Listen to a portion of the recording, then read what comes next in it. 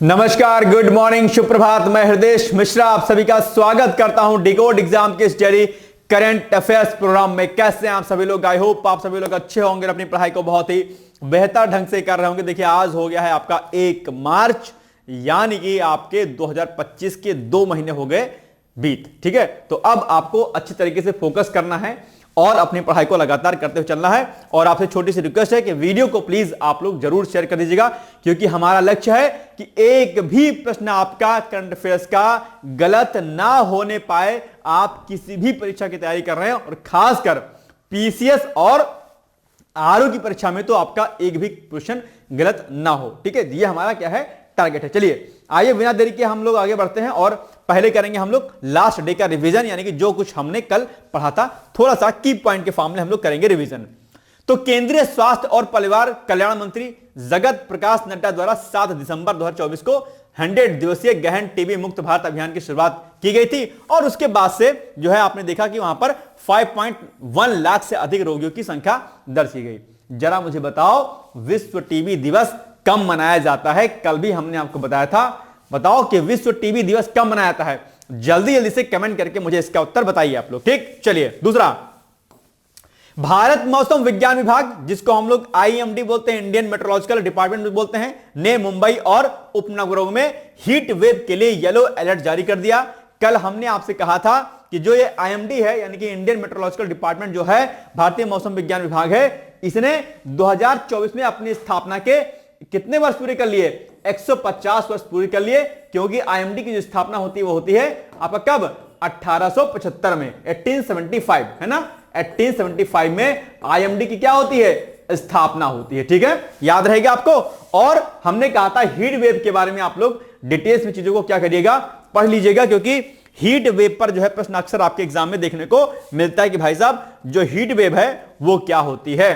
Heat wave पर प्रश्न मुख्य परीक्षा में और आपके निबंध में भी देखने को मिलता है। ठीक है, इसके अलावा भारत निर्वाचन आयोग मार्च में भारत अंतरराष्ट्रीय लोकतंत्र एवं निर्वाचन प्रबंधन संस्थान नई दिल्ली में सभी राज्यों केंद्र शासित प्रदेशों के मुख्य निर्वाचन अधिकारियों के साथ 2 दिवसीय सम्मेलन का आयोजन करने वाला है। यह भी आपके लिए क्या इंपॉर्टेंट है। और निर्वाचन आयोग पर प्रश्न खूब पूछे जाते हैं, तो आप लोग निर्वाचन आयोग के बारे में पढ़ लीजिएगा। कल हमने आपसे कहा था कि मुख्य निर्वाचन आयुक्त अभी फिलहाल कौन है। अभी हाल ही में नए मुख्य निर्वाचन आयुक्त चुने गए हैं, इस पर हमने आपको प्रश्न कराया हुआ था। जरा मुझे कमेंट करके बताओ आप लोग कि इस समय वर्तमान में मुख्य निर्वाचन आयुक्त कौन है, चीफ जो इलेक्शन कमिश्नर आपके हैं। बहुत इंपॉर्टेंट प्रश्न है और आपके एग्जाम में पूछा जाता है, तो जरा मुझे कमेंट करके बताइएगा आप लोग। ठीक है, तुरंत करो कमेंट फटाफट, पहले कमेंट कीजिएगा भाई साहब, तब मैं आगे बढ़ूंगा। चलो फटाफट करो। देखते हैं आप लोग ऐसे बैठे रहते हो है ना, एकदम से बुत्त बने ऐसे। पहले first of all please comment बताओ मुख्य निर्वाचन आयुक्त वर्तमान में कौन है, तब मैं आगे बढ़ूंगा। आज कमेंट एक एक का कमेंट मुझे चाहिए, फटाफट जल्दी जल्दी से कमेंट करिए। मुख्य निर्वाचन आयुक्त कौन है? प्रश्न एग्जाम के लिए बहुत महत्वपूर्ण है। ठीक है, चलिए आगे बढ़े। मैं कमेंट अभी देख रहा हूं सभी के। ठीक है, चलिए आगे बढ़ते हैं। इसके अलावा प्रधानमंत्री नरेंद्र मोदी गुवाहाटी में आयोजित होने वाले 2 दिवसीय एडवांटेज असम 2.0 निवेश और अवसंरचना शिखर सम्मेलन 2025 का उन्होंने उद्घाटन किया है, कि ताकि भैया असम में क्या हो, अपना इन्वेस्टमेंट जो है बढ़िया तरीके से जो है क्या हो आता रहे। ठीक है, इसके अलावा केंद्र सरकार ने युवाओं को डेटा के माध्यम से नवाचार और नीति निर्माण में योगदान देने के लिए प्रेरित करने के उद्देश्य से इनोवेट विद GOI स्टेट्स नामक डेटा विजुअलाइजेशन हैकाथॉन की घोषणा की है, कि किस तरीके से हम लोग जो आंकड़े होते हैं, जो अंकीय आंकड़े होते हैं, जो गणितीय आंकड़े होते हैं, उन डेटा के इस्तेमाल से हम किस प्रकार से नवाचार और जो है बाकी चीजें हम कर सकते हैं। ठीक है, तो इसके लिए डेटा विजुअलाइजेशन हैकाथॉन की घोषणा की गई है। रक्षा मंत्री राजनाथ सिंह ने भारतीय तटरक्षक बल के जवानों को 32 वीरता विशिष्ट सेवा और सराहनीय सेवा पदक प्रदान किए हैं। यह सम्मान नई दिल्ली स्थित भारत मंडपम में 18वें आईसीजी अलंकरण समारोह के दौरान 2022, 23 और 24 में जवानों के उनके शौर्य और समर्पण के लिए प्रदान किए गए हैं। ठीक है, बाकी भारतीय तटरक्षक बल के बारे में आप जानते होंगे, समुद्री सीमाओं की रक्षा करना इनका प्रमुख क्या है, काम है। ठीक है, इसके अलावा वीलिगिरी रंगनाथ स्वामी मंदिर टाइगर रिजर्व में बाघों की संख्या में बढ़ोतरी हुई है और इसका प्रमुख कारण कौन है? सोलिंगा जनजाति है। कल हमने आपको इनके बारे में बताया था कि सोलिंगा जनजाति कहां निवास करती है और कर्नाटक की बेसिकली क्या है, ये जनजाति अपने आप में, ठीक है। कल हमने इसके बारे में आपको डिटेल्स में पढ़ाया था। हाल ही में विदेश मंत्री एस जयशंकर के साथ 61 देशों के राजनयिकों ने काजीरंगा राष्ट्रीय उद्यान का जो है भ्रमण किया। काजीरंगा राष्ट्रीय उद्यान असम में है और एक सींग वाले गैंडे के लिए क्या है, फेमस है, ठीक है। दूसरा, वीर सावरकर जिनका पूरा नाम क्या था, विनायक दामोदर सावरकर का था और इनका जन्म ये छूट गया है, विनायक दामोदर सावरकर था और इनका यहां पर कर दीजिएगा इनका जन्म, ठीक है। इनका जन्म 28 मई 1883 को महाराष्ट्र के भागुर में हुआ था। 1904 में उन्होंने अभिनव भारत नामक एक क्रांतिकारी संगठन की स्थापना की, जो कि आपके एग्जाम के लिए बहुत जरूरी है। इसके अलावा भारतीय सेना ने भारतीय खरीद, स्वदेश में ही डिजाइन, विकसित और निर्मित जो IDDM है श्रेणी के अंतर्गत 80.43 करोड़ रुपए की लागत से 223 स्वचालित रासायनिक एजेंट पहचान और चेतावनी प्रणाली के कार्य के लिए 25 फरवरी 2025 को मेजर्स L&T लिमिटेड के साथ में अनुबंध पर हस्ताक्षर किया है, ठीक है। तो ये कुछ थे हमारे क्या क्वेश्चन लास्ट टाइम के। कल हमने आपसे प्रश्न पूछा था कि बताओ अभिनव भारत नामक एक क्रांतिकारी संगठन की स्थापना निम्नलिखित में से किसने की, तो वो की आपके वीर सावरकर ने, ठीक है, याद रहेगा। तो ये हो गए हमारे कुछ महत्वपूर्ण जो है टॉपिक। अब हम आते हैं आज के नंबर 1 टॉपिक पर। पहला टॉपिक क्या है, 12वें क्षेत्रीय 3R और सर्कुलर इकोनॉमी फोरम, ये अभी आयोजित की गई है। तो भारत में 3 से 5 मार्च 2025 डेट याद रखिएगा तक, कहां पर, जयपुर के राजस्थान, कहां पर, अंतरराष्ट्रीय केंद्र में जो है एशिया और प्रशांत क्षेत्र में 12वें क्षेत्रीय 3R और सर्कुलर इकोनॉमी फोरम का मेजबानी करने के लिए कौन है, तैयार है, कौन, ये भारत है। यानी कि ये जो 12वां क्षेत्रीय 3R और सर्कुलर इकोनॉमी फोरम है ये अभी भारत में आयोजित हो रहा है। यानी कि इसकी मेजबानी कौन कर रहा है, भारत कर रहा है। कहां पर, राजस्थान के जयपुर में हो रहा है, ठीक है, याद रहेगा। यह कार्यक्रम दरअसल क्या है, रियलाइजिंग सर्कुलर, ठीक है, सोसाइटीज टूवर्ड्स अचीविंग एसडीजी, यानी कि जो आपके एसडीजी गोल्स होते हैं, तो SDGs and carbon neutrality in Asia Pacific, ये क्या है, इसकी थीम है। इसी थीम पर दरअसल ये जो आपका फोरम हो रहा है, ये क्या है, हो रहा है, कहां पर हो रहा है, भारत में हो रहा है। संयुक्त राष्ट्र क्षेत्रीय विकास केंद्र द्वारा 2009 में स्थापित क्षेत्रीय 3R और सर्कुलर इकोनॉमी फोरम, ये क्या स्थापित हुआ था, वर्ष 2009 में। अगर हम इसकी बात करते हैं तो इसकी स्थापना 2009 में होती है, ध्यान दीजिएगा, ठीक है। तो सर्कुलर इकोनॉमी फोरम एशिया प्रशांत क्षेत्र में सरकारों को अपनी नीतियों में 3R और सर्कुलरिटी को एकीकृत करने में मदद करने के लिए एक मंच जो है के रूप में कार्य करता है अपने आप, ठीक है। और एशिया प्रशांत क्षेत्र के बारे में आप बखूबी जानते हो कि कई बार हमने आपको इसको बताया हुआ है, ठीक है। चलिए, अब इसका जो लास्ट जो फोरम हुआ था वो हुआ था आपका कंबोडिया में। तो ये भी आपसे पूछ सकता है कि ये जो आपका ये जो समिट हो रही है, फोरम जो हो रहा है, इसका पिछला संस्करण कहां पर हुआ था, 2023 में कंबोडिया में हुआ था।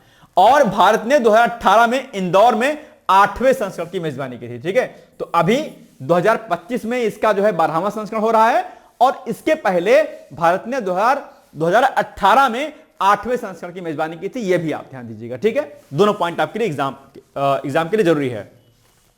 इस कार्यक्रम का समापन जयपुर घोषणा 2025-34 को अपनाने के साथ होगा, जिसका उद्देश्य एशिया प्रशांत देशों को रैखिक अर्थव्यवस्था से चक्रीय अर्थव्यवस्था में संक्रमण में मार्गदर्शन करना है। मतलब कि एक ही दिशा में आपको प्रगति नहीं करनी है, बल्कि जो भी कंट्रीज हैं रेखीय रूप में चारों तरफ से हमें एशिया प्रशांत क्षेत्र पर फोकस करना है। यानी कि इस एशिया प्रशांत क्षेत्र में जो भी आने वाले देश हैं, हमें इन सभी के अर्थव्यवस्थाओं पर, सभी के इकोनॉमी पर क्या करना है, फोकस करना है। ये नहीं कि बस खाली ये वाला देश और ये वाला देश, रेखीय रूप में नहीं, हमें सर्कुलर रूप में काम करना है भाई। हमको सबको लेकर के काम करना है, जो भी एशिया प्रशांत क्षेत्र में देश आते हैं। इस फोरम का दरअसल यही उद्देश्य है अपने आप में, ठीक है, याद रहेगा। चलिए आगे बढ़ेंगे हम लोग। 2025 फोरम का नेतृत्व कौन कर रहा है, आवास एवं शहरी मामलों के मंत्रालय के स्वच्छ भारत मिशन शहरी द्वारा किया जा रहा है, ठीक है, यह भी याद रखिएगा। चलिए अब बताइए प्रश्न आप लोग कि जयपुर के राजस्थान अंतरराष्ट्रीय केंद्र में एशिया और प्रशांत क्षेत्र में 12वें क्षेत्रीय 3R और सर्कुलर इकोनॉमी फोरम के संदर्भ में निम्नलिखित कथनों में कौन सा ऐसे कथन सही हैं। नंबर 1, क्या कह रहा है कि 3 से 5 मार्च 2025 के मध्य इसका आयोजन हुआ। बिल्कुल सही बात है, 3 से 5 मार्च 2025 के मध्य में ही इसका आयोजन हुआ था, बिल्कुल सही बात है। दूसरा, 2025 फोरम का नेतृत्व आवास एवं शहरी मामलों के मंत्रालय के तहत स्वच्छ भारत मिशन शहरी द्वारा किया जा रहा है, बिल्कुल सही बात है। इसी के तत्वाधान में इस फोरम का आयोजन किया जा रहा है, तो यह पॉइंट भी आपके लिए क्या हो जाता है, सही हो जाता है। इस हिसाब से आपका सी कथन सही है, क्योंकि 1 और 2 दोनों कथन इसमें क्या है, शामिल हैं। याद रहेगा। चलिए आगे, किसान क्रेडिट कार्ड, यह भी चर्चाओं में है और किसान क्रेडिट कार्ड के बारे में बखूबी आप लोग जानते होंगे। अगर आप किसान परिवार से होंगे तो अपने किसान क्रेडिट कार्ड के अंतर्गत हो सकता है ऋण भी आपने लिया हो। अगर जो भी आपको कृषि में जो भी चीज चाहिए होती हो, उसके लिए ये किसान क्रेडिट कार्ड जो है आपको दिया जाता है, ठीक है, जिसके तहत आपको ऋण दिया जाता है, ठीक है। जानते होंगे आप लोग इसके बारे में। मुझे नहीं लगता कि किसान क्रेडिट कार्ड के बारे में आप लोग नहीं जानते होंगे, और किसान क्रेडिट कार्ड ने अपनी जो है बहुत बड़ी सफलता भी अर्जित की है, ठीक है। तो नवीनतम सरकारी आंकड़ों के अनुसार ऑपरेटिव किसान क्रेडिट कार्ड खातों के तहत आने वाली जो राशि मार्च 2014 में 4.26 लाख करोड़ रुपए से दोगुनी से अधिक होकर के दिसंबर 2024 में 10.05 लाख करोड़ रुपए हो गई है। एक बड़ा डिफरेंस जो है इन जो है आपको सालों में दिखाई दे रहा है, 14 और 10, 24, 10 सालों में। वित्त मंत्री ने बजट भाषण 2025-26 में संशोधित ब्याज छूट योजना के तहत लोन की सीमा को 3 लाख से बढ़ाकर 5 लाख करने की घोषणा कर दी है। अभी ये पॉइंट आपका जो इंपॉर्टेंट है, जो भी हाल ही में 25-26 का जो बजट पास किया गया है, उसी बजट में दरअसल इसकी सीमा को क्या कर दिया गया, बढ़ा दिया गया है। तो आपके एग्जाम में यही पूछ लेगा कि बताओ भैया, किसान क्रेडिट कार्ड के अंतर्गत जो है जो लोन लेने की जो क्षमता थी, जो वो थी ब्याज की छूट की जो योजना थी, उसके तहत लोन की सीमा को कितने से कितना बढ़ा दिया गया। आप कहेंगे सर 3 लाख से बढ़ा करके 5 लाख रुपया कर दिया गया है, ठीक है, याद रहेगा। ये पॉइंट आपके लिए बहुत इंपॉर्टेंट है। आगे, अब क्या है केसीसी। केसीसी के बारे में आप जानते होंगे, मोटा मोटा मैंने आपको बता दिया, लेकिन फिर भी एक बार यहां पर देख लेते हैं कि केसीसी एक बैंकिंग प्रोडक्ट है जो किसानों को बीज, उर्वरक और कीटनाशकों, जो भी पेस्टिसाइड्स होते हैं, जैसे कि कृषि इनपुट खरीदने के साथ साथ या फसल उत्पादन, यानी कि जो भी आपका एग्रीकल्चर प्रोडक्शन होगा, और संबंधित यानी कि रिलेटेड गतिविधियों से नगदी जरूरतों को पूरा करने के लिए समय पर और किफायती ऋण जो है प्रदान करता है केसीसी, किसान क्रेडिट कार्ड इसको बोलते हैं, ठीक है। केसीसी योजना को वर्ष 2019 में पशुपालन, डेयरी और मत्स्य पालन जैसी समाहित गतिविधियों की कार्यशील पूंजी आवश्यकताओं को कवर करने के लिए विस्तारित किया गया था। 2019 में इसको विस्तारित कर दिया गया, ठीक है, बाकी शुरुआत तो इसकी पहले हो गई थी, ठीक है। चलिए अब बताओ अपने प्रश्न, किसान क्रेडिट कार्ड के संबंध में निम्नलिखित कथनों में कौन सा से कथन सही नहीं है, यानी कि रॉन्ग स्टेटमेंट आपसे पूछा है। तो केसीसी योजना को वर्ष 2014 में शुरू किया गया था, ठीक है। वित्त मंत्री ने बजट 2025-26 में संशोधित ब्याज छूट योजना के तहत लोन की सीमा को रुपया 3 लाख से बढ़ाकर 5 लाख करने की घोषणा कर दी गई है, ठीक है। तो ये दोनों कथन भैया आपके क्या हो जाते हैं, सही हो जाते हैं। इसमें कुछ मुझे थोड़ा सा इसमें मिस्टेक लग रही है, आप जरा इसको सही कीजिएगा। तो इसमें क्या बताना है आपको कि कौन सा कथन सही नहीं है, यानी कि आपको बताना है रॉन्ग स्टेटमेंट कौन सा है, कौन सा रॉन्ग स्टेटमेंट, ठीक। अब देखो, तो ये केसीसी योजना 2014 में शुरू की गई थी, क्या ये पॉइंट सही है। आप लोग किसान क्रेडिट कार्ड योजना के बारे में शायद जानते होंगे, तो किसान क्रेडिट कार्ड योजना की शुरुआत 1998 में हुई थी, तो ये कथन आपका रॉन्ग है। इसी हिसाब से एक वाला कथन रॉन्ग जाएगा, और ये जो लिखा है कथन कि 25-26 के बजट में जो इसकी सीमा है उसको 3 लाख से बढ़ा करके 5 लाख कर दिया गया है, ये सही है। तो एक कथन आपका क्या है, रॉन्ग है, क्योंकि सही नहीं पूछा है, यानी कि केवल एक वाला स्टेटमेंट आपका सही हो जाएगा, ठीक है। ए इज द राइट आंसर, ठीक है। चलिए बिल्कुल सही बात है। आगे, भारतीय जीव जंतु कल्याण बोर्ड, अभी ये चर्चाओं में है भाई साहब, ठीक है। अब आप कहेंगे सर ये चर्चाओं में क्यों, क्योंकि अभी भारतीय जीव जंतु कल्याण बोर्ड ने 27 फरवरी 2025 को विज्ञान भवन नई दिल्ली में आयोजित होने वाले अपने प्राणी मित्र और जीव दया पुरस्कार समारोह की घोषणा की थी, ठीक है। तो ये पुरस्कार जो है दिया जाए, कौन से पुरस्कार, प्राणी मित्र, क्या प्राणी मित्र और जीव दया पुरस्कार, ठीक है। ये और पुरस्कार 2 प्रमुख श्रेणियों में प्रदान किए गए, प्राणी मित्र पुरस्कार और जीव दया पुरस्कार। प्राणी मित्र जो पुरस्कार है 5 उप श्रेणियों में प्रदान किए जाएंगे, अर्थात प्रदान किए गए, जैसे रक्षा, अभिनव विचार, आजीवन पशु सेवा, साथ ही पशु कल्याण संगठनों और कॉर्पोरेट सार्वजनिक उपक्रमों, सरकारी निकायों या सहकारी समितियों के लिए 2-2 पुरस्कार दिए जाएंगे या दिए गए अभी, ठीक है, 27 फरवरी को था। बाकी जीवदया पुरस्कार जो है ये 3 उपश्रेणियों में प्रदान किए जाएंगे, व्यक्तिगत, पशु कल्याण संगठन और विद्यालय, संस्थान, शिक्षक या बच्चे। इस पहल का उद्देश्य क्या है? पशु कल्याण और संरक्षण में उनके उल्लेखनीय योगदान के लिए उत्कृष्ट व्यक्तियों और संगठनों को मान्यता देना है, यानी कि जिन लोगों ने पशु कल्याण के हित में जो है कार्य किया है उन लोगों को पुरस्कार दिया जाता है।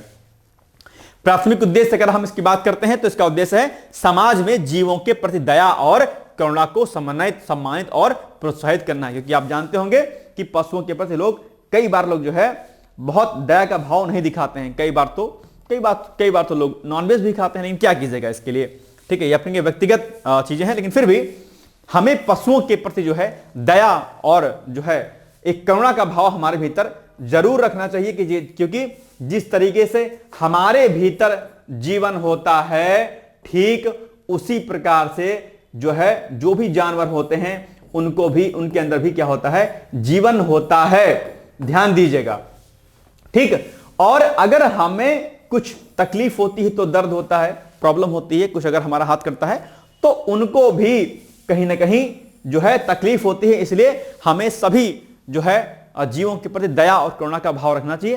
कहा भी गया कि प्राणी मात्र के प्रति जो है हमारी संकल्पना जो है हमारी बहुत मजबूत होनी चाहिए, उनको दया के भाव से देखना चाहिए, ठीक है।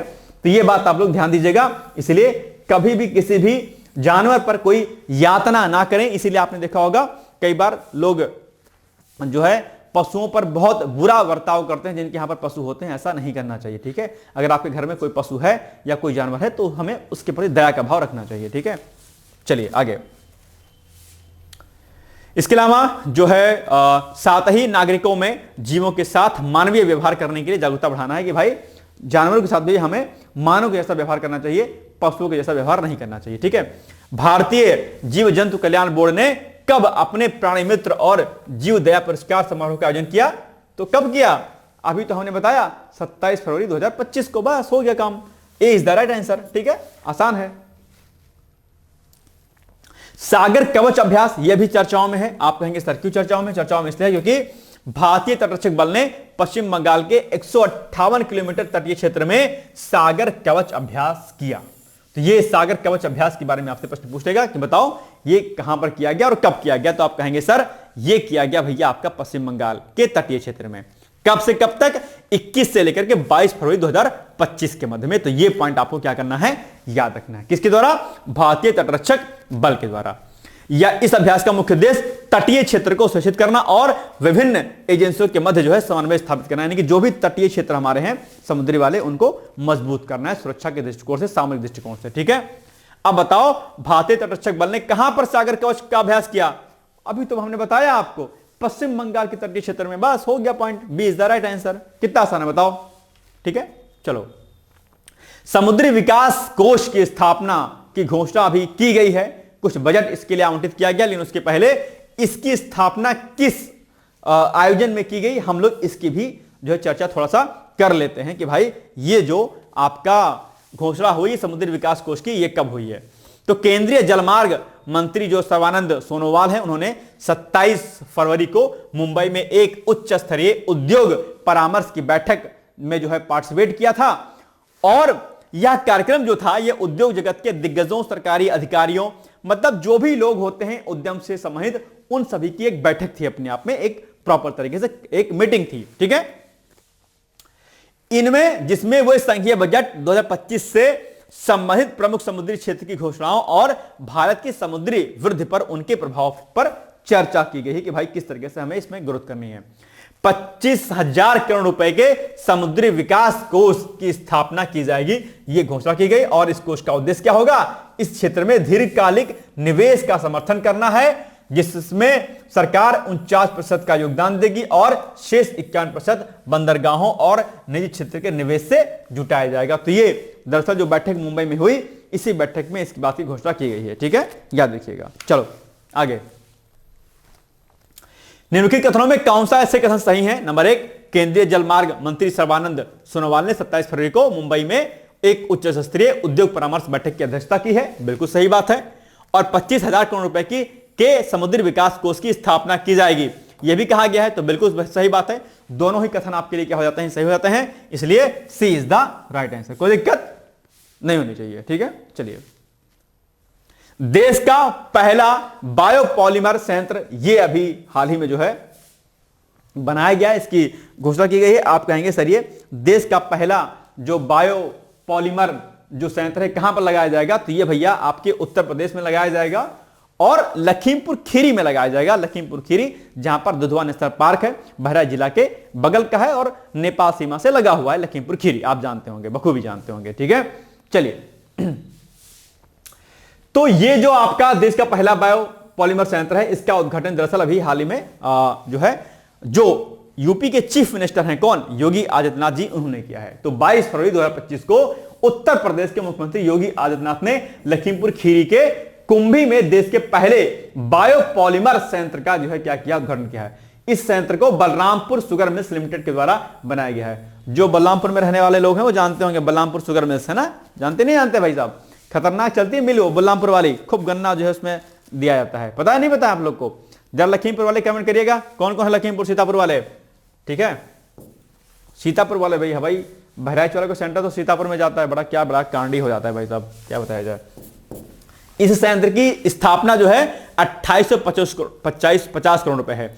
ध्यान दीजिएगा, कई बार जो प्रमुख योजनाएं होती हैं या कुछ नई चीजें अगर अनाउंस की जाती हैं तो उसमें लागत जो लगती है वो कितना होता है, अमाउंट कितना होता है वो पूछा जाता है। तो ये आप लोग ध्यान रखिएगा कि इसकी लागत जो है 2850 करोड़ रुपए है। यह जैविक रूप से पॉलीमर का उत्पादन करेगा, कौन, जैविक रूप से पॉलीमर का उत्पादन करेगा कौन, ये बायोपॉलीमर है। और इसके बने जो प्रोडक्ट होंगे वो क्या होंगे, बायोडिग्रेडेबल होंगे, यानी कि जो है इसे ये अपघटित हो जाएंगे, इसमें कोई दिक्कत नहीं होगी, इससे पॉल्यूशन नहीं फैलेगा। तो ये अपने आप में बड़ा संयंत्र होगा। इस संयंत्र के चलने से पर्यावरण को लाभ पहुंचेगा, सिंपल सी बात है भैया। ठीक है, जब ऐसे पॉलीमर्स का इस्तेमाल होगा जो बायोडिग्रेडेबल होंगे, डिग्रेड हो जाएंगे, तो कोई दिक्कत ही नहीं होगी, है ना। बायोपॉलीमर्स, जिन्हें हम बायोडिग्रेडेबल पॉलीमर भी कहा जाता है, प्राकृतिक स्रोतों से प्राप्त पॉलीमर होते हैं जो या तो जैविक पदार्थों से रासायनिक रूप से संश्लेषित होते हैं या जीवित जीवों द्वारा जैव संश्लेषित होते हैं, जैसे कि पौधे, जानवर और सूक्ष्मजीव, इनके माध्यम से बनाए जाते हैं ये। ठीक है, तो ये अपने आप में बहुत बढ़िया जो है काम होने वाला है इस संयंत्र के माध्यम से अपने आप में। ठीक है, चलिए। हाल ही में कहां पर देश के पहले बायोपॉलीमर संयंत्र का उद्घाटन किया गया, बताओ। हरदोई, नई दिल्ली, इंदौर, लखीमपुर खीरी, कहां पर किया गया इसका आयोजन, उद्घाटन। देश का पहला बायोपॉलीमर है भाई साहब ये संयंत्र, इसीलिए बहुत महत्वपूर्ण है ये। और सबसे बड़ी मजेदार बात है कि आपके यूपी में है, यूपी मतलब यूपी। ठीक है, तो भाई साहब यूपी में वैकेंसी नहीं आ रही यार, ये बड़ी चिंता वाली बात है। बताओ, सरकार को इस पर ध्यान देना चाहिए भाई साहब। टीचिंग की वैकेंसी तो बहुत बड़ी देर के बाद आएगी। सरकार ने तो जो है घोषणा कर दी कि भाई साहब अनुपात समानुपात सब बराबर है, टीचर और शिक्षार्थी का, नहीं आती वैकेंसी, जाओ। क्या कीजिएगा, ये सरकार को इस पर थोड़ा सा फोकस करना चाहिए भाई साहब। बीएड वर्ड करने वाले बड़े लोग टेंशन में है, बीटीसी करने वाले बेचारे टेंशन में, डीएलएड वाले, शादी अलगे नहीं हो रही वो टेंशन अलग से है। ठीक है, अब क्या कीजिएगा, जब लड़के लड़कियां होंगे नहीं सरकारी नौकरी तो क्या कीजिएगा, बड़ा टेंशन है। जिसके माता पिता सोचते थे कि लड़का और लड़की गवर्नमेंट जॉब वाला मिलेगा, क्या कीजिएगा, वैकेंसी आ ही नहीं रही है वैकेंसी। अब वैकेंसी नहीं आ रही है तो भैया लड़के जो तैयार नहीं हो रहे हैं, बताइए। अच्छा, जो बच्चे कुछ हैं वो लव मैरिज कर ले रहे हैं, माता पिता को अभी जोर चला गया, बताओ अब क्या कीजिएगा। बड़ा टेंशन है भाई यूपी में।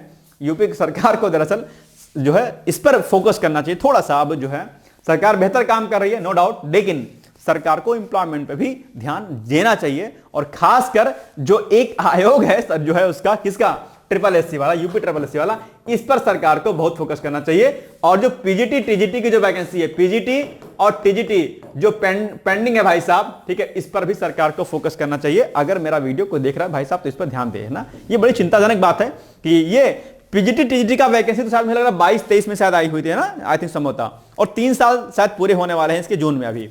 तो इस पर सरकार को फोकस करना चाहिए। इसमें भी बेचारे लड़के सब लटके हुए हैं। तो ये सब बातें, कुछ चीजें हैं, सरकार अगर इस पर ध्यान दे तो निश्चित तौर पर सरकार बढ़िया काम कर रही है। और अगर इस पर अगर थोड़ा सा रोजगार के मुद्दे पर अगर सरकार थोड़ा सा सिंसियर हो जाए, मुझे लगता है, तो इस पर हालांकि सरकार काम कर रही है। अभी सिपाही भर्ती भी चल रही है, बाकी कई सारी वैकेंसी हुई, जूनियर असिस्टेंट की वैकेंसी ऑलरेडी होने वाली है, एक वैकेंसी का एग्जाम ऑलरेडी होने वाला है जूनियर असिस्टेंट का। लेकिन तेजी के साथ काम करे, बहुत स्लो काम जो हो रहा है वो ना हो। ठीक है, खैर नो कमेंट इस पर, नहीं तो भाई गड़बड़ हो जाता है मामला, ठीक है। लेकिन फिर भी ध्यान देना चाहिए सरकारों को, क्योंकि हम लोग पढ़ लिख रहे हैं किसके लिए पढ़ रहे हैं, सरकारी नौकरी के लिए पढ़ रहे हैं ना, सिंपल सी बात है। रोजगार करना होता तो लग गए होते रोजगार में, ठीक है। लेकिन इस पर जो है सरकार को या सरकार के जो भी विधायक हैं इनको अपने मुद्दे को इस पर थोड़ा सा शिक्षा मंत्री महोदय को इस पर ध्यान देना चाहिए। चलिए आगे। तो लखीमपुर खीरी में भैया ये संयंत्र का जो है वो किया गया है। ऊर्जा दक्षता ब्यूरो, ये भी अभी चर्चाओं में है ब्यूरो। और तो हाल ही में ऊर्जा दक्षता ब्यूरो ने कार्बन बाजार पर पहला जो है अंतरराष्ट्रीय सम्मेलन प्रकृति 2025 का आयोजन किया है। इसीलिए जो है ये ऊर्जा दक्षता जो ब्यूरो है ये क्या है, चर्चाओं में है, ठीक है, याद देखिएगा। और इसका जो उद्घाटन हुआ है वो 24 फरवरी 2025 को माननीय विद्युत और आवासन एवं शहरी कार्य मंत्री श्री मनोहर लाल ने किया, ठीक है। कब किया, 24 फरवरी को 24/5 को किया है। बाकी अब चूंकि ये सम्मेलन चर्चाओं में है तो अब ऊर्जा दक्षता ब्यूरो ने इस सम्मेलन का आयोजन किया है, तो अब ऊर्जा दक्षता ब्यूरो के बारे में थोड़ा सा पढ़ लेते हैं। तो ऊर्जा, ये भारत सरकार ने, यह हटा दीजिएगा इसको, भारत सरकार ने ऊर्जा संरक्षण अधिनियम 2001 के प्रावधानों के तहत 1 मार्च 2002 को ऊर्जा दक्षता ब्यूरो की स्थापना की थी, ठीक है। कब की थी स्थापना, अच्छा ये हटा दीजिएगा आप लोग, ठीक है, इसको हटा दीजिएगा इतना, ठीक है, यहां से स्टार्ट होगा। भारत सरकार ने ऊर्जा संरक्षण अधिनियम 2001 के प्रावधानों के तहत 1 मार्च 2002 को ऊर्जा दक्षता ब्यूरो की स्थापना की थी, ठीक है, याद रखिएगा। चलिए, ऊर्जा दक्षता ब्यूरो का मिशन ऊर्जा संरक्षण अधिनियम 2001 के समग्र ढांचे के भीतर स्वनियमन और बाजार सिद्धांतों पर जोर देने वाली नीतियों और रणनीतियों को विकसित करने में सहायता करना है। तो ये सब पॉइंट यहां पर लिखे गए हैं, आप लोग इसको थोड़ा सा देख लीजिएगा, ठीक है। बाकी मैंने इंपॉर्टेंट पॉइंट आपको बता दिया, ठीक है। चलिए, हाल ही में किसके द्वारा कार्बन बाजार पर पहला अंतरराष्ट्रीय सम्मेलन प्रकृति 2025 का आयोजन किया गया, तो सिंपल सी बात है, किसके द्वारा, ऊर्जा दक्षता ब्यूरो के द्वारा, जिसकी स्थापना होती है 2002 में। किसकी स्थापना, ऊर्जा दक्षता ब्यूरो की स्थापना, याद रहेगा। चलिए आगे। अंतरराष्ट्रीय मातृभाषा दिवस यह भी हाल ही में मनाया गया और 21 फरवरी को दरअसल अंतरराष्ट्रीय मातृभाषा दिवस मनाया जाता है। आप सभी लोग जानते होंगे इसके बारे में, ठीक है। 1999 में यूनेस्को ने 21 फरवरी को अंतरराष्ट्रीय मातृभाषा दिवस के रूप में घोषित किया, ठीक है। तो ये पॉइंट आपके लिए कि किसने घोषित किया, यूनेस्को ने। कब किया, 1999 में, किस तारीख को, 21 फरवरी को। ये 3 के 3 पॉइंट आपके लिए क्या है, जरूरी हैं। और यूनेस्को के बारे में भी आप लोग पढ़ लीजिएगा। कई बार हमने हालांकि यूनेस्को के बारे में आप लोग को पढ़ाया हुआ है, ठीक है, लेकिन फिर भी पढ़ लीजिएगा, ठीक है। और पहला अंतरराष्ट्रीय जो मातृभाषा दिवस 2000 में मनाया गया, सन 2000 में पहला अंतरराष्ट्रीय मातृभाषा दिवस मनाया गया, क्योंकि 99 में तो घोषणा की गई थी और फिर 2000 में इसकी जो है बात हो गई, ठीक है। इस दिन को मनाने का उद्देश्य दुनिया भर में भाषा और सांस्कृतिक विविधता के बारे में जागरूकता बढ़ाना है। ध्यान दीजिएगा कि मातृभाषा जो हमारी होती है यह बड़ी जरूरी होती है, और किसी भी देश को अगर प्रगति करनी होती है तो वो अपनी मातृभाषा में शिक्षा देता है। भारत ही एक ऐसा विरला देश है भाई साहब, ठीक है, जो अपनी मदर लैंग्वेज में, अपनी मातृभाषा में प्रॉपर तरीके से एजुकेशन नहीं देता, प्राथमिक शिक्षा नहीं देता है। यही एक प्रमुख कारण है कि हम तेजी के साथ हम नहीं बढ़ पा रहे हैं, ठीक है। ये एक दिक्कत है हमारे देश की कि हम, अगर आप चाइना में जाएंगे तो चाइनीज में उनकी प्राथमिक लैंग्वेज है, ठीक है। आप किसी जापान में जाएंगे तो जापानीज में जो है उनकी जो है उनके एजुकेशन सिस्टम है पूरा का पूरा। लेकिन हम एक ऐसे देश है जहां पर इंग्लिश हम पर थोपा जाता है, और इंग्लिश थोपने की वजह से कहीं ना कहीं हम बड़ी समस्याओं में रहते हैं। ये एक बड़ी दिक्कत है अपने आप में भाई साहब, ठीक है। इस पर सरकार को काम करना चाहिए, ठीक है। लेकिन वही है कि मैकाले साहब ने जो कांड करके चले गए थे वही कांड चल रहा है और हम उस पर जो है आश्रित हो गए हैं, ठीक है। अब क्या कीजिएगा इसके लिए, इस पर भी सरकार को विशेष तौर पर फोकस करना चाहिए, ठीक है। चलिए आगे बढ़ते हैं हम लोग। निम्नलिखित युग्मों में कौन सा एक युग्म सही सुमेलित नहीं है, तो अंतरराष्ट्रीय मातृभाषा दिवस 21 फरवरी को मनाया जाता है, बिल्कुल सही बात है। विश्व गौरैया दिवस 22 मार्च। वर्ल्ड स्पैरो डे क्या 22 मार्च को होता है, नहीं होता है। कब होता है, आई थिंक 20 मार्च को होता है संभवतः, जरा मुझे बताइएगा कि मैं सही बता रहा हूं कि गलत बता रहा हूं। तो फिलहाल ये कथन आपका जो विश्व गौरैया दिवस वाला है ये क्या है, गलत है। और कई बार आपके एग्जाम में विश्व गौरैया दिवस पर प्रश्न पूछा गया है, तो इसको आप लोग रट लीजिएगा कि विश्व गौरैया दिवस कब मनाया जाता है। हमारे यूनिवर्सिटी में प्रोफेसर दिनेश भट्ट हैं, ठीक है, जिनसे मैंने जो है अपनी पढ़ाई की है, ठीक है। और हमारे यहाँ के वो जो है रजिस्ट्रार भी रह चुके हैं हमारी यूनिवर्सिटी के, और बहुत बड़े प्रोफेसर हैं, प्रोफेसर दिनेश चंद्र भट्ट, सर्च कीजिएगा इंटरनेट पर। उन्होंने स्पैरो पे, वर्ल्ड जो है क्या कहते हैं, गौरैया पर बहुत जबरदस्त रिसर्च की हुई है कि गौरैया जो है अपना रिप्रोडक्शन किस प्रकार से करती है, उसकी एक खास ट्यून होती है, वो किस प्रकार से जो है एक मादा को या अपने उसको आकर्षित करती है, जो बोलती है उसकी आवाज अलग अलग ट्यून होती है, उसकी वाइब्रेशन कैसे कैसे क्या क्या होती है, उसकी वॉइस कैसे होती है, उस पर उन्होंने बहुत जबरदस्त रिसर्च की है। प्रोफेसर दिनेश चंद्र भट्ट की रिसर्च पढ़िएगा आप लोग प्लीज, जो लोग रिसर्च कर रहे होंगे खासकर ईवीएस वगैरह में ना, वो लोग पढ़िएगा, ठीक है। बहुत अच्छी रिसर्च है उनकी स्पैरो पे, और उन्होंने गौरैया को बचाने के लिए बहुत प्रकार के जो है घोंसले जो होते हैं उनके ना डिब्बे टाइप कैसे वाले, वो उन्होंने बहुत ट्रक ट्रक बंटवाए उन्होंने। और उनके शिष्य हैं एक जो है शेट्टी सर, ठीक है, शेट्टी सर भी जो है उन्होंने बहुत व्यापक स्तर पर काम किया है, गुरुकुल कांगड़ी विश्वविद्यालय के जो है प्रोफेसर रहे हैं, वो ध्यान दीजिएगा, जहां से मैंने स्टडी की है। ओके चलिए, और विश्व जल दिवस, और उसी के साथ में एक प्रोफेसर और थे हमारे यहां पर, जोशी सर थे, जिन्होंने अब्दुल कलाम जी के साथ में कई सारे प्रोजेक्ट में काम किया। जोशी सर, उनके भाई अब नहीं है, उनकी रिसर्च भी अच्छी थी, तितलियों पर थी, बटरफ्लाई पे उनकी रिसर्च थी। तो कुछ प्रोफेसर हमारे इंस्टीट्यूट के ऐसे थे जबरदस्त थे, जिनकी रिसर्च गौरैया पे, बटरफ्लाई पे, वाटर पे बहुत जबरदस्त रही है। Department of environment and ecology जो होता है, डिपार्टमेंट ऑफ एनवायरमेंट, ये सर्च कीजिएगा आप लोग, हरिद्वार में जो यूनिवर्सिटी है वहां पर आपको बड़ी अच्छी अच्छी रिसर्च मिलेगी आपको। विश्व जल दिवस 22 मार्च, राष्ट्रीय टीकाकरण दिवस 16 मार्च, बिल्कुल सही बात है, बाकी सब सही है। ये वाला कथन आपका क्या है, रॉन्ग है, बी का जो हमारा बी वाला जो युग्म है ये रॉन्ग है, ठीक है। चलिए, राष्ट्रीय विज्ञान दिवस ये भी चर्चाओं में है, तो राष्ट्रीय विज्ञान दिवस 28 फरवरी को दरअसल मनाया जाता है। 28 फरवरी को कोलकाता में Indian association for the cultivation of science की प्रयोगशाला में काम करते हुए प्रख्यात भौतिक वैज्ञानिक कौन, सर सीवी रमन द्वारा की गई रमन प्रभाव की खोज के उपलक्ष्य में मनाया जाता है। तो रमन खोज के बारे में आप जानते होंगे, रमन खोज भाई साहब क्या होता है, जरा फिजिक्स वाले बताइएगा मुझे, रमन खोज क्या होता है, ठीक है।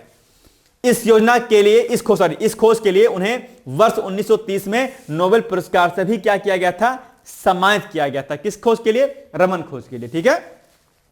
इस संबंध में पहले उत्सव का आयोजन 28 फरवरी 1987 यानी कि 28 फरवरी 1987 को हुआ था पहली बार इसका आयोजन। यह एक ऐसी परंपरा की शुरुआत थी जो पीढ़ियों को प्रेरित करती रही है, जो साइंस में इंटरेस्ट रखते हैं, जो विज्ञान में इंटरेस्ट रखते हैं, वो उनके लिए यह दिवस जो है काफी ज्यादा लाभकारी है, ठीक है। इस वर्ष का विषय थीम आपके लिए बहुत इंपॉर्टेंट है, इसको आप तुरंत नोट डाउन कर लीजिएगा। विज्ञान दिवस की थीम क्या है, विकसित भारत के लिए विज्ञान और नवाचार में वैश्विक नेतृत्व के लिए भारतीय युवाओं को सशक्त बनाना, ये इस वर्ष की क्या है, थीम है, जो कि आपके एग्जाम के लिए बहुत जरूरी है। इसको आप लोग क्या करिएगा, रेडी कर लीजिएगा, वेरी वेरी मोस्ट इंपॉर्टेंट है, थीम बहुत इंपॉर्टेंट है, ठीक है। बाकी आप लोग सब एक दो पॉइंट लिख लीजिएगा, और कुछ सूचकांक यहां पर मैंने दिया है, आप उसको पढ़ लीजिएगा कि वैश्विक जो नवाचार सूचकांक है 2024, उसमें 39वां स्थान, और वैश्विक बौद्धिक संपदा फाइलिंग में 6ठा स्थान हासिल किया किसने, भारत ने। नेटवर्क रेडिनेस सूचकांक 2024 में भी भारत वर्ष 2019 के 79वें स्थान की तुलना में 49वें स्थान पर पहुंच गया है, जो आईसीटी अवसंरचना ढांचे और डिजिटल परिवर्तन में प्रगति को प्रदर्शित करता है। तो ये कुछ रैंक जो दी गई हैं, इसको आप लोग क्या करिएगा, इन रैंक को आप लोग अच्छी तरीके से नोट कर लीजिएगा, इंपॉर्टेंट आपके लिए, एग्जाम के लिए, ठीक है। चलिए, ये बहुत इंपॉर्टेंट है, वैश्विक नवाचार सूचकांक, ठीक है, याद रखिएगा। चलिए, राष्ट्रीय विज्ञान दिवस मनाया जाता है, कब मनाया जाता है, जल्दी से बताओ भैया जी लोग और बहनी जी लोग, 28 फरवरी को, ठीक है, सही बात है, सी इज द राइट आंसर, बस हो गया सी, ठीक है।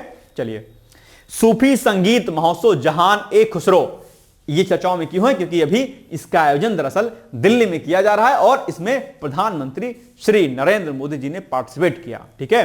तो मोदी जी चाहते हैं कि सांस्कृतिक जो विविधताएं हैं, जो संगीत परंपराएं हैं, वो आगे जो है जाएं, और अमीर खुसरो के बारे में आप बखूबी जानते होंगे, इतिहास विषय में आप लोग अमीर खुसरो के बारे में पढ़ते होंगे, ठीक है। तो उन्हीं के तत्वाधान में दरअसल इसका आयोजन किया जाता है। तो पीएम मोदी ने 28 फरवरी को सुंदर नर्सरी नई दिल्ली में भव्य सूफी संगीत महोत्सव जहान ए खुसरो 2025 में भाग लिया। प्रधानमंत्री नरेंद्र मोदी देश की विविध कला और संस्कृति को बढ़ावा देने के प्रबल समर्थक रहे, और इसी के अनुरूप जो है इन्होंने इसमें पार्टिसिपेट किया है, ठीक है। चलिए, यह महोत्सव अमीर खुसरो की विरासत का जश्न मनाने के लिए दुनिया भर के कलाकारों को एक साथ ला रहा है, ठीक है। सभी और ये क्या है, रूमी एक फाउंडेशन है, शायद आप लोग जानते होंगे, चर्चाओं में अक्सर रहता है फाउंडेशन। तो रूमी फाउंडेशन द्वारा आयोजित यह महोत्सव, जिसकी शुरुआत वर्ष 2001 में प्रसिद्ध फिल्म निर्माता और कलाकार मुजफ्फर अली ने की थी, यह वर्ष 2025 में अपनी 25वीं वर्षगांठ भी मना रहा है, क्योंकि 2001 में इसकी स्थापना हुई थी, 25 चल रहा है तो 25वीं वर्षगांठ होगी इसकी, ठीक है। और यह महोत्सव 28 फरवरी से 2 मार्च तक जो है आयोजित हो रहा है, ठीक है। तो ये सारे पॉइंट आपके लिए क्या है, बहुत इंपॉर्टेंट है, इनको भी आप लोग पढ़ लीजिएगा, ठीक है। अब चूंकि मोदी जी ने पार्टिसिपेट किया है तो निश्चित तौर पर आपके एग्जाम के लिए जरूरी हो जाता है, ठीक है। बाकी अमीर खुसरो के बारे में आप लोग भी डिटेल्स में पढ़ लीजिएगा। चलिए अब बताओ, सूफी संगीत महोत्सव जहान ए खुसरो 2025 का आयोजन हुआ, कहां पर हुआ? सिंपल सी बात है, नई दिल्ली में हुआ। सी इज द राइट आंसर। बाकी ये यूपीपीसीएस मुख्य परीक्षा आंसर राइटिंग प्रोग्राम चल रहा है। इसके अलावा पीसीएस यूपीपीसीएस प्री 2025 के लिए भी टेस्ट सीरीज चल रही है। बहुत अच्छी टेस्ट सीरीज है, छोटे छोटे पॉइंट्स में डिवाइडेशन उसका किया गया टॉपिक का, आप लोग जुड़ सकते हैं। उसके लिए कॉन्टैक्ट नंबर यहां पर दिया गया है 8604409201। ये आपके लिए जरूरी है, आप लोग इसमें पार्टिसिपेट कर सकते हैं, अपने तैयारी को बढ़िया तरीके से कर सकते हैं, ठीक है। अब आप लोग बताइए प्रश्न कि पुरी में रथ यात्रा किसके सम्मान में निकाली जाती है? भगवान राम के, भगवान विष्णु के, भगवान जगन्नाथ के, या फिर भगवान शिव के? बताइएगा इसका उत्तर कमेंट करके प्लीज। आप लोग कमेंट प्लीज यार आप लोग कर लिया करिए भाई साहब, वीडियो बहुत लोग देखते हो लेकिन पता नहीं क्या आप लोग दिक्कत है कि आप कमेंट नहीं करते हो। कमेंट कर दिया करो, हो सकता है यही प्रश्न आप एग्जाम में पूछ लिया जाए, फिर क्या कीजिएगा। तो इसलिए प्लीज आप लोग फोकस करके कमेंट जरूर किया करिए प्लीज, ठीक है। मुझे इसका कोई पैसा नहीं मिलता कमेंट करने का, ठीक है, लेकिन मैं इससे ना कहीं ना कहीं आपकी एक्टिविटी दिखती रहती है कि हाँ भाई आप जो है देख रहे हो मैटर, है ना। प्लीज करिएगा कमेंट आप लोग।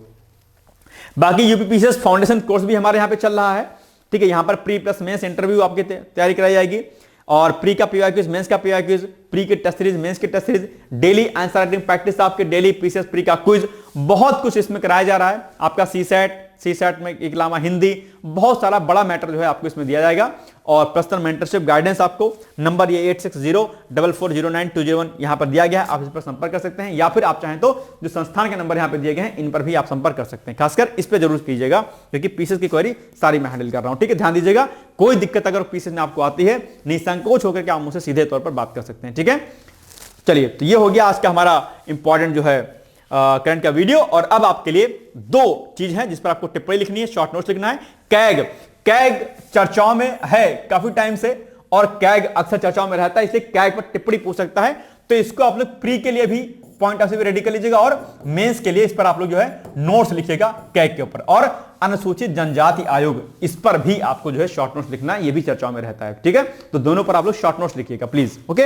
ये हो गया हमारा आज का महत्वपूर्ण वीडियो। मिलेंगे हम लोग कल, तब तक आप लोग पढ़ते रहिए, मस्त रहिए, व्यस्त रहिए। मेरी तरफ से बहुत सारी शुभकामनाएं हैं। All the best and thank you so much. Bye bye, take care. दोस्तों, क्या आप पीसीएस अधिकारी बनना चाहते हैं? यदि हाँ, तो डिकोड एग्जाम लेकर आया है यूपीपीसीएस फाउंडेशन कोर्स 2025। यह एक ऑल इन वन कोर्स है जिसमें प्रीलिम्स मेंस दोनों ही परीक्षाओं के लिए वीडियो लेक्चर, एनसीईआरटी और standard books based bilingual notes उपलब्ध कराया जा रहा है। इस कोर्स में प्री और मेंस के सभी प्रीवियस ईयर क्वेश्चंस पेपर भी वीडियो लेक्चर के माध्यम से कोर्स में सम्मिलित होंगे। साथ ही साथ में कोर्स का कंटेंट गुणवत्तापूर्ण होने के साथ ही साथ एग्जाम ओरिएंटेड है, जिससे कोर्स लेने वाले स्टूडेंट्स को कोई भी बाहरी पुस्तक या नोट्स पढ़ने की आवश्यकता न पड़े। इस कोर्स में प्रीलिम्स और मेंस के टेस्ट सीरीज तथा आंसर राइटिंग प्रोग्राम भी शामिल है, जिसके साथ ही साथ टेलीग्राम ग्रुप में रेगुलर टॉपिक वाइज टेस्ट कराए जाएंगे। इसके साथ ही सी सेट, निबंध तथा सामान्य हिंदी की अतिरिक्त कक्षाएं भी चलाई जाएंगी तथा हमारे कोर्स से परीक्षा में सफल होकर इंटरव्यू देने वाले विद्यार्थियों को इंटरव्यू की भी तैयारी कराई जाएगी, और अंतिम परिणाम कुछ भी हो, पूरी फीस उन्हें रिवार्ड के स्वरूप जो है वापस कर दी जाएगी तथा अगले बैच में उन्हें निःशुल्क प्रवेश प्रदान किया जाएगा। उल्लेखनीय है कि डिकोड एग्जाम एक संस्थान के रूप में 5 वर्ष के अपने सफल कार्यकाल में अब तक 55 से अधिक विद्यार्थियों को विभिन्न परीक्षाओं में अंतिम सफलता दिलाने में अपना सफल योगदान दे चुका है। इस कोर्स की फीस 15,000 रुपये निर्धारित की गई है, लेकिन पहले प्रवेश लेने वाले 100 विद्यार्थियों को 3,000 रुपये की विशेष छूट दी जा रही है। और अधिक जानकारी के लिए हमारे संस्थान के नंबर 6307495944 पर संपर्क करें।